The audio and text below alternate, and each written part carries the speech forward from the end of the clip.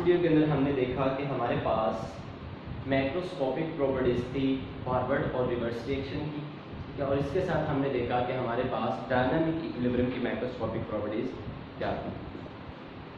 अब जो इस वीडियो के अंदर है हम देखेंगे कि हमारे पास ये जो टॉपिक है लिख लेते हैं यहाँ पर, ये हमारे पास है law of mass action.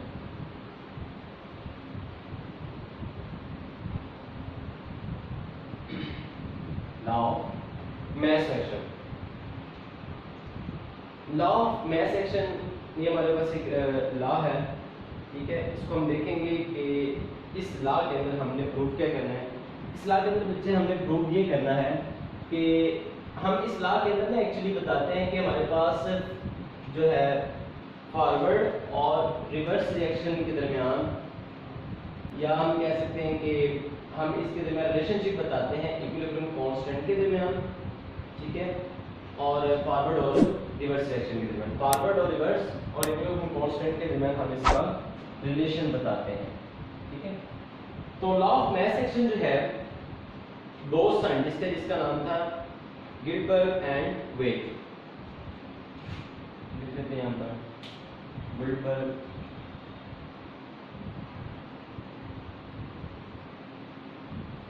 And wait. ये हमारे पास दो साइंटिस्ट थे गिलबर्ट एंड वेट, जिन्होंने ये लॉ 1869 के अंदर, इंट्रोडक्शन है हमारा ये, इसको हम इंट्रो या हेडिंग देती है इंट्रो, ठीक है। दो साइंटिस्ट थे गिलबर्ट एंड वेट, 1869 के अंदर उन्होंने ये जो है लॉ पेश किया, ठीक है। इसकी हम जो है डेफिनेशन पहले लिखते हैं, ठीक है, फिर हम उसको देखेंगे कि हमारे पास ये क्या है।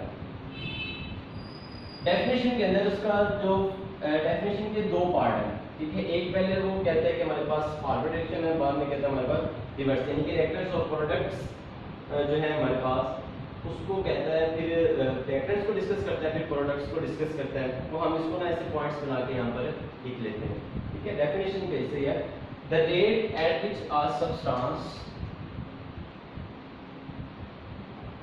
the rate at which a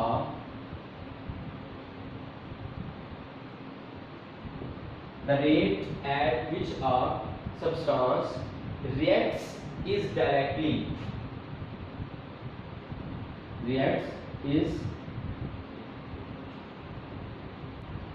directly proportional to the directly proportional to its active mass, directly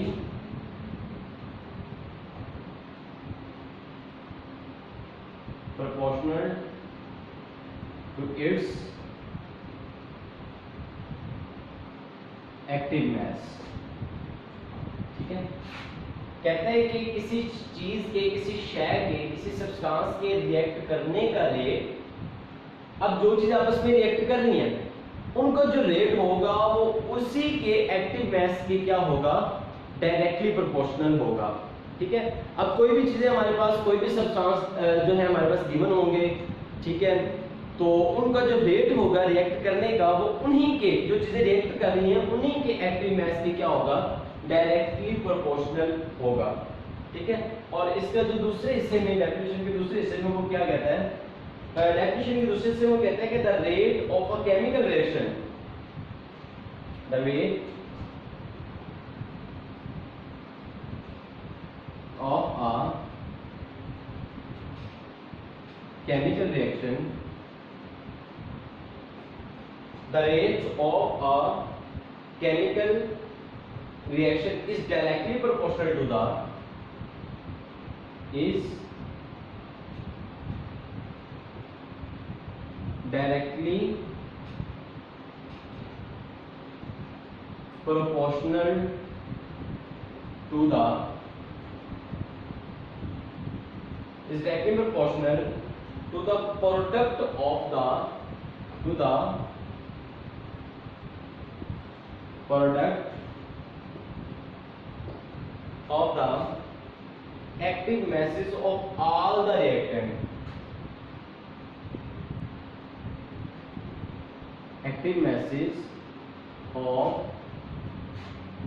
all the reactants. ठीक है, पहले से वो क्या कहते हैं the rate at which a substance react is directly proportional to its active mass. Second में कहते हैं यानी कि उसी केस है, ठीक है, the rate of a chemical reaction is directly proportional to the product of the active masses of all the reactants. कि रिएक्टेंट से जो आपके पास एक नई चीज बनती है, प्रोडक्ट बनती है, वो केमिकल रिएक्शन के दौरान वो जो प्रोडक्ट है, वो प्रोडक्ट भी जो है अपने ही एक्टिव मास की क्या होगी, डायरेक्टली प्रोपोर्शनल होगी। ठीक है, अब एक्टिव मास क्या है? एक्टिव मास बच्चे असल में ये हम यहाँ पर लिख लेते हैं कि हमने ये जो लफ्ज यूज किया यहीं से हम इसको देख लेते हैं। एक्टिव मास जो है, एक्टिव मास असल में मोलर कंसंट्रेशन है। Molar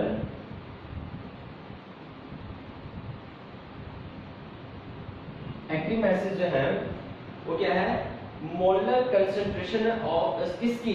substance. क्योंकि सब्सटेंस आपस में क्या कर रहे हैं? रिएक्ट कर रहे हैं। Molar concentration of substance. ठीक होगी बात हमारे। अब इसके जो यूनिट्स हैं, हम यूनिट्स भी इसको यहां पर ही लिख लेते हैं। ठीक है, यूनिट्स जो हैं, इसके जो यूनिट्स हैं एक्टिव मैसेज के, वो होते हैं मोल डेसीमीटर पर क्यूब। ठीक है, ये मोल डेसीमीटर पर क्यूब जो है, मोलियम पर क्यूब जिसे हम कहते हैं, ये जो है एक्टिव मैसेज के यूनिट्स हैं। ठीक है, और इसको जो डिनोट किया जाता है, डिनोटेड बाय, इसको जो है हम डिनोट करते हैं स्क्वायर ब्रैकेट से। ठीक है, ये स्क्वायर ब्रैकेट ये इस तरह, ठीक है, इसको हम इस तरह स्क्वायर ब्रैकेट से डिनोट करते हैं। ठीक है, अब इस जो डेफिनेशन है हमारे पास, इसको समझने के लिए हम एक इक्वेशन लिखते हैं कि हमारे पास एक रिवर्सिबल रिएक्शन है। ठीक है, वो रिवर्सिबल रिएक्शन हमारे पास क्या है, इसको हम यहाँ पर देखते हैं। इस डेफिनेशन को समझने के लिए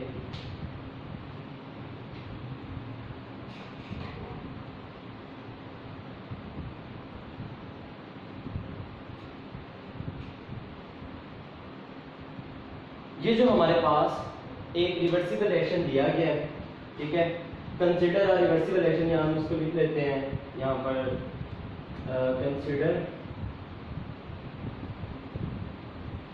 कंसीडर अ रिवर्सिबल रिएक्शन। कोई भी हमारे पास एक रिवर्सिबल रिएक्शन है जिसके अंदर हमारे पास A प्लस B, ये दो सब्सटेंस हमारे पास ये रिएक्ट कर रहे हैं, और हमारे पास जो प्रोडक्ट है वो बन रही है C प्लस B। ठीक है, A और B जो है हमारे पास रिएक्टेंट है, और C और D जो है हमारे पास ये प्रोडक्ट है। रिएक्टेंट से जो हमारे पास एक नई चीज बनती है, रिएक्टेंट के मिलने से वो हमारे पास क्या कहलाती है? प्रोडक्ट कहलाती है। ठीक है, अब डेफिनेशन को देखते हैं।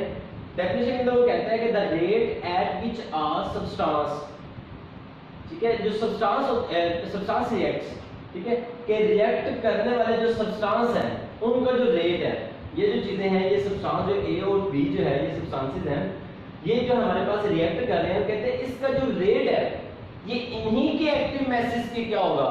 डायरेक्टली। और हमने कहा कि हम उसको किससे डिनोट करते हैं? स्क्वायर ब्रैकेट से डिनोट करते हैं।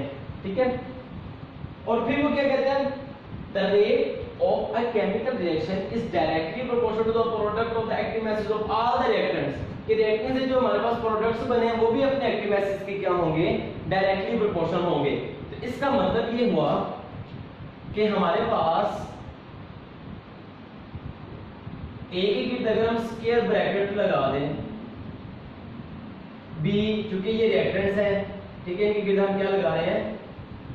Square bracket, C and D। ये ब्रैकेट के अंदर लिखे गए A, B, C और D जो हैं, ये एक्टिव मैसेज हैं किन के? Of A B C and D, इनके ये क्या है, एक्टिव मैसेज है। ठीक है, या हम कह सकते हैं कि ये हमारे पास क्या आर द मोलर कंसंट्रेशन, ये हमारे पास मोलर कंसंट्रेशन है, क्योंकि हमने यही कहा था कि एक्टिव मैसेज को एक्टिव मैसेज जो मोलर कंसंट्रेशन है उनको हम क्या कहते हैं, एक्टिव मैसेज। ठीक है, एक्टिव मैसेज जो मोलर कंसंट्रेशन उसको क्या हम उसे स्क्वायर ब्रैकेट से डिनोट कर सकते हैं। तो यहाँ पर ए बी सी और डी के जो लिखे गए हैं स्क्वायर ब्रैकेट के अंदर, ये असल में मोलर कंसंट्रेशन है इनके ए बी सी और डी के। ठीक है, ये जो ब्रैकेट में लिखे गए हैं ये ब्रैकेट के बिना है, इसका मतलब है ये जो है ये मोलर कंसंट्रेशन है किनके, इनके ए बी सी और डी। इसको हम यहाँ पर ऐसे लिख देते हैं, ये नॉमिनेट कर देते हैं हम इसको यहाँ पर। ठीक है, ए बी सी और डी, यहाँ पर इसको भी ठीक से लिख देते हैं यहाँ पर। ठीक हो गया। अब लॉ के मुताबिक, according to law of mass action,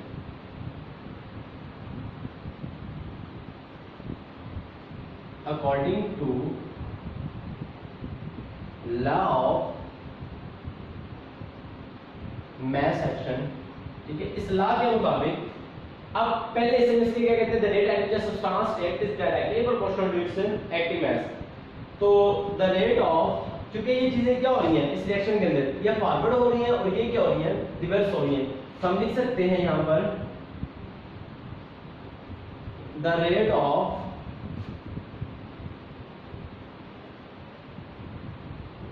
forward, the rate of forward reaction के, फॉरवर्ड रिएक्शन का जो रेट है अपने ही उसके एक्टिव मास के डायरेक्टली प्रोपोर्शनल है। तो ए और बी है, ठीक है, अब ये डायरेक्टली प्रोपोर्शनल होगा अपने ही एक्टिव मास के। तो हमने कहा कि ये इनकी क्या है, मोलर कंसंट्रेशन यानी कि एक्टिव मासेस है। अब ये हम क्या लिखेंगे, ए और बी। ठीक है, फॉरवर्ड रिएक्शन का रेट अपने ही एक्टिव मास का, क्योंकि ये ए और बी सब्सटेंसेस हैं, इनका एक्टिव मास क्या होगा, स्क्वायर ब्रैकेट ए और स्क्वायर ब्रैकेट बी, अपने ही एक्टिव मास के क्या है, डायरेक्टली प्रोपोर्शनल है। ठीक है, इसको हमने देखा हमारे पास ये क्या है, अपने एक्टिव मास के ये डायरेक्टली प्रोपोर्शनल है।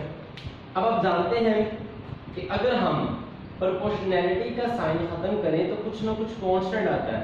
तो इक्वालिटी का निशान लगा के कांस्टेंट के आया हमारे पास, और ये जो ए और बी जो है ये हम इसको एज इट इज लिखेंगे।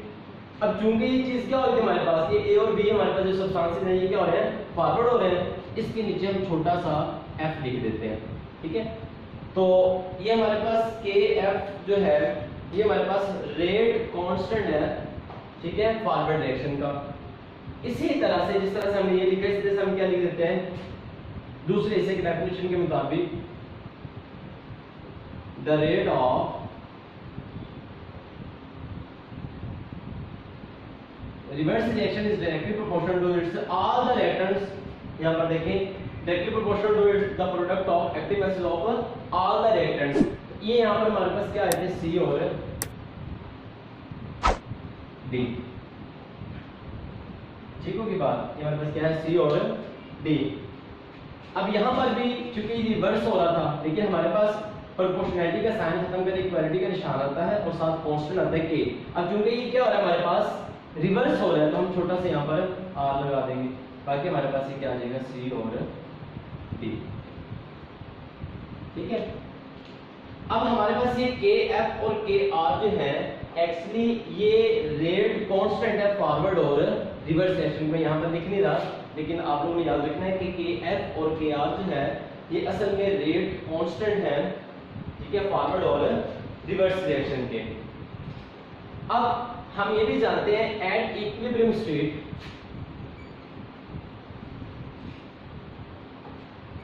एट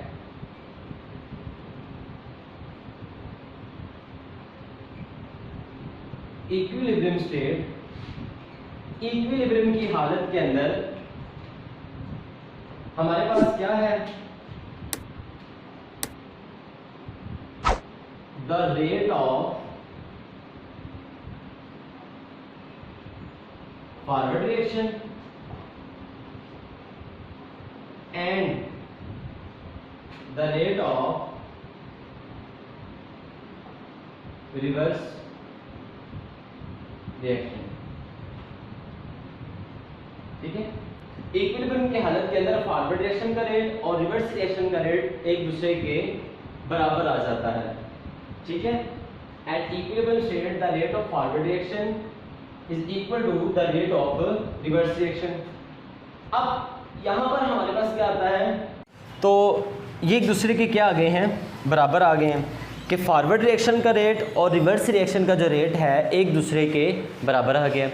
अब हम क्या काम करते हैं, अब जिस तरह से ये इक्विलिब्रियम की हालत में हमने ये लिखा, अब ये जो वैल्यूज़ हैं, चूँकि फॉरवर्ड रिएक्शन की हमारे पास ये वैल्यू आ गई, रिवर्स रिएक्शन की ये आ गई, इसको हम यहाँ पर इस इक्वेशन के अंदर पुट कर देते हैं। ये हमारे पास क्या आ जाएगा, ये हमारे पास आ जाएगा फॉरवर्ड रिएक्शन का जो रेट है ये किसके बराबर है, के एफ ए और बी, ठीक है, is equal to rate of reverse reaction जो है यहाँ पर इसकी क्या वैल्यू आ जाएगी, के आर सी और डी। अब देखिए हमने यहाँ पर के फॉरवर्ड रिएक्शन के अंदर ये के एफ और के आर जो है, ये के एफ और के आर, ये हमने क्या कहा था कि के एफ और के आर जो है हमारे पास प्रोपोर्शनैलिटी कांस्टेंट हैं फॉरवर्ड और रिवर्स रिएक्शन के। तो इस इक्वेशन के अंदर हमने ये इसकी वैल्यूज़ जो है ये पुट कर दी। अब हमें चाहिए इक्विलिब्रियम कांस्टेंट की वैल्यू के सी की। तो इक्विलिब्रियम कांस्टेंट की वैल्यू जो हमारे पास होती है वो होती है के एफ ओवर के आर। तो ये के एफ ओवर के आर बनाने के लिए हम क्या काम करेंगे कि हमारे पास यहाँ पर के एफ के साथ ये जो ए और बी मोलर कंसंट्रेशन है इसके साथ मल्टीप्लाई हो रही है, इक्वालिटी की दूसरी तरफ आके ये क्या हो जाएंगी, डिवाइड हो जाएंगी। और के आर हमने खाली करना है, तो इसके साथ ये जो सी डी है ये ऐसे लिखा जाएगा और के आर दूसरी तरफ आके क्या हो जाएगा, डिवाइड हो जाएगा। तो इसको हम ऐसे लिख सकते हैं कि के एफ इज इक्वल टू सी और डी, ठीक है। अब देखिए के एफ के साथ ये जो चीज़ है इधर आके क्या हो जाएगी, डिवाइड ए और बी। अब इसके साथ ये जो के आर था ये इसके साथ नीचे आके क्या हो जाएगा, यहाँ पर डिवाइड हो जाएगा। अब के एफ ओवर के आर जो है हम जानते हैं किसके बराबर होता है, के सी के बराबर है। और ये हमारे पास क्या आ जाएगा, सी और डी मोलर कंसंट्रेशन और ए और बी। तो ये हमारे पास इक्विलिब्रियम कांस्टेंट की वैल्यू आ जाएगी, ठीक है। अब ये जो वैल्यू है इक्विलिब्रियम कांस्टेंट की, अब इस वैल्यू के अंदर देखें और ये देखें कि ये जो है हमें रिलेशनशिप बता रही है। ये इक्वेशन जो है ये देखिए यहाँ पर ये इक्विलिब्रियम कांस्टेंट की वैल्यू है। ये जो है ये फॉरवर्ड रिएक्शन है, रिवर्स रिएक्शन है, ये हमारे पास क्या है, फॉरवर्ड। मैं यहाँ पर लिख लेता हूँ, आपने यहाँ पर बुक के अंदर या आप लोगों ने नहीं देखना, मैं सिर्फ इसको आपको बताने के लिए हम कर रहे हैं।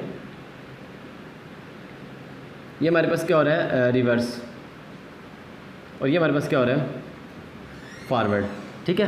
तो ये जो इक्वेशन है ये इक्वेशन जो है फॉरवर्ड और रिवर्स रिएक्शन और इक्विलिब्रियम कांस्टेंट के दरमियान ताल्लुक को बयान कर रही है, इनके दरमियान ये रिलेशनशिप को बयान कर रही है, ठीक है। या दूसरे लफ्ज़ों में ये भी कह सकते हैं कि रिएक्टेंट्स और प्रोडक्ट, ये जो इक्वेशन है ये रिएक्टेंट्स और प्रोडक्ट और इक्विलिब्रियम कांस्टेंट के दरमियान रिलेशनशिप को बयान करती है, ठीक है। तो आज के इस टॉपिक के अंदर हमने ये देखा कि हमारे पास दो साइंटिस्ट थे जिसका नाम था गुल्डबर्ग एंड वेग, जिन्होंने 1869 के अंदर ये लॉ पेश किया, ठीक है। उस लॉ के मुताबिक हमने देखा कि हमारे पास जो है रिएक्ट करने वाली अशिया, the rate of forward reaction, ठीक है, कि फॉरवर्ड रिएक्शन के अंदर जो हमारे पास चीज़ें हैं ए और बी, या आप दूसरे लफ्ज़ों में सिंपल इसको ये भी कह सकते हैं the rate at which a substance react is directly proportional to active mass, कि किसी चीज़ के रिएक्ट करने का रेट, अब कोई शय है, कोई सब्सटेंस है, उसका जो रेट है वो अपनी ही एक्टिव मास की क्या डायरेक्टली है। और प्रोडक्ट की जानिब हमने देखा कि किसी केमिकल रिएक्शन के दौरान जो प्रोडक्ट है, product of all the active mass of all the reactants, कि तमाम रिएक्टेंट्स जो प्रोडक्ट बने वो भी एक्टिव मासेस के क्या हैं, डायरेक्टली प्रोपोर्शनल हैं। तो हमने उसको यहाँ पर देखा कि फॉरवर्ड रिएक्शन का रेट जो है अपनी एक्टिव मासेस के डायरेक्टली प्रोपोर्शन है, सेम रिवर्स रिएक्शन का रेट अपनी ही एक्टिव मासेस के वो भी क्या है, डायरेक्टली प्रोपोर्शनल है। फिर हमने कहा कि इक्विलिब्रियम की हालत के अंदर फॉरवर्ड और रिवर्स रिएक्शन एक दूसरे के क्या होते हैं, बराबर। यहाँ पर के एफ और के आर जो है ये वाला, ये असल में हमारे पास, मैं इसको यहाँ पर लिख देता हूँ, K F and K R the proportionality